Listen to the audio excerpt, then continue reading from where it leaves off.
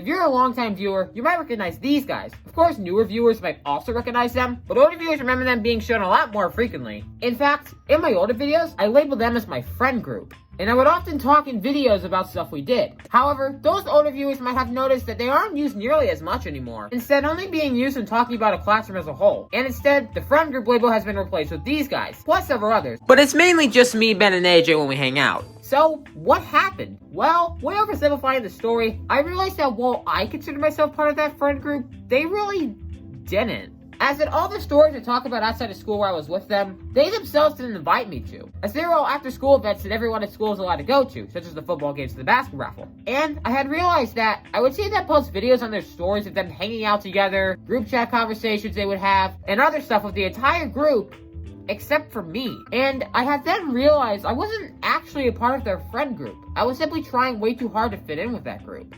Brady, what about the group chat you mentioned in this video?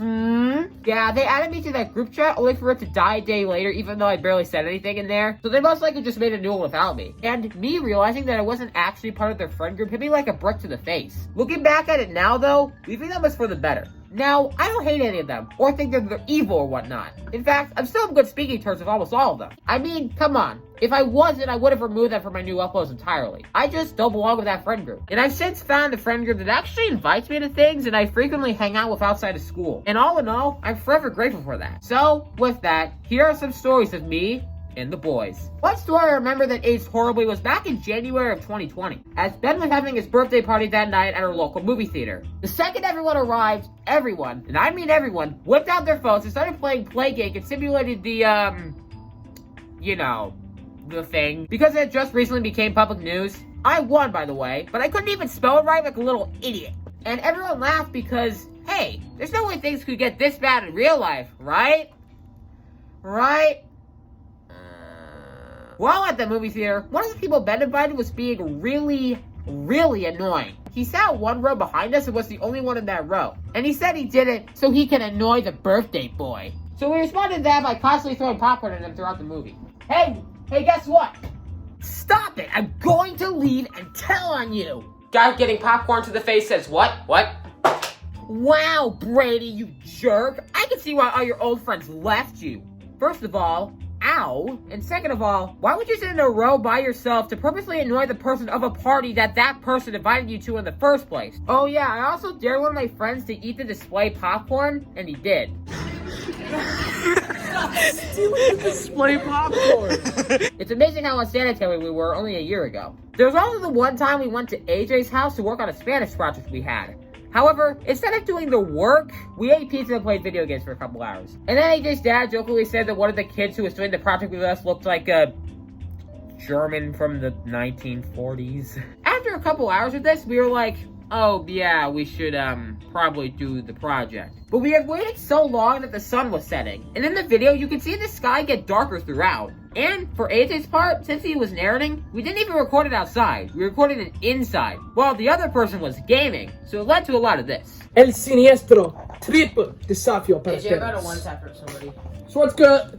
No, I got one-tapped. What if this Albers even managed to slip in the final project because we had only recorded his lines one time? Something else with that friend group that's become common is staying the night at Ben's house, because his house is way larger than me and AJ's. Now, those nights get pretty wild. The first night I ever stayed there, I was instantly confused, because Ben's dad owns a lot of flags, because he's a fellow fan of vexillology. From the Canadian flag to the communism flag and even the Confederate flag.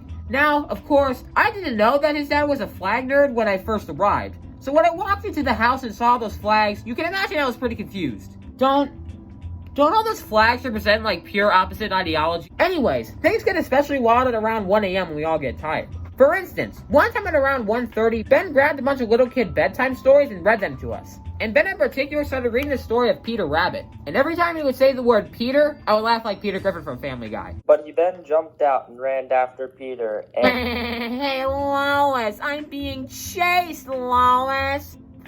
As I was saying, Peter then...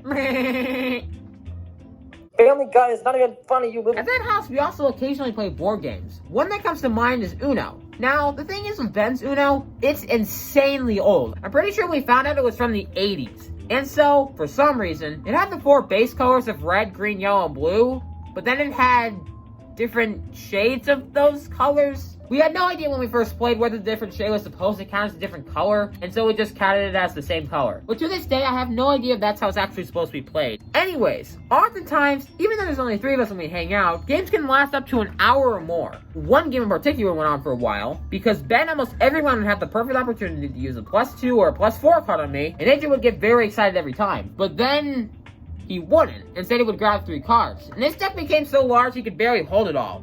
Just use one of your +2 cards on Brady. You could end this game for yourself so much faster if you did so. I'm just gonna grab another 3 cards. Why? During that game, my mom texted me. And since my phone was on the charger, I went and used my Apple Watch to text her back. And that went a little something like this.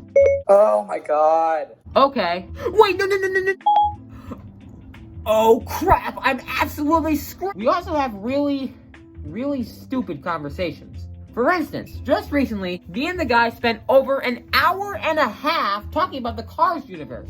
Because, think about it, practically everything that's happened in human history has happened in the car world. As in the second movie, there was a car pope, which means that car Christianity is a thing. Which means there is a car Jesus that died to save the other cars from their sins. Modern nations are also a thing, which means every war that has ever happened has occurred in the Cars movie. What do cars eat? They have ice cream, as made of mistakes wasabi for ice cream. Where do they get milk from?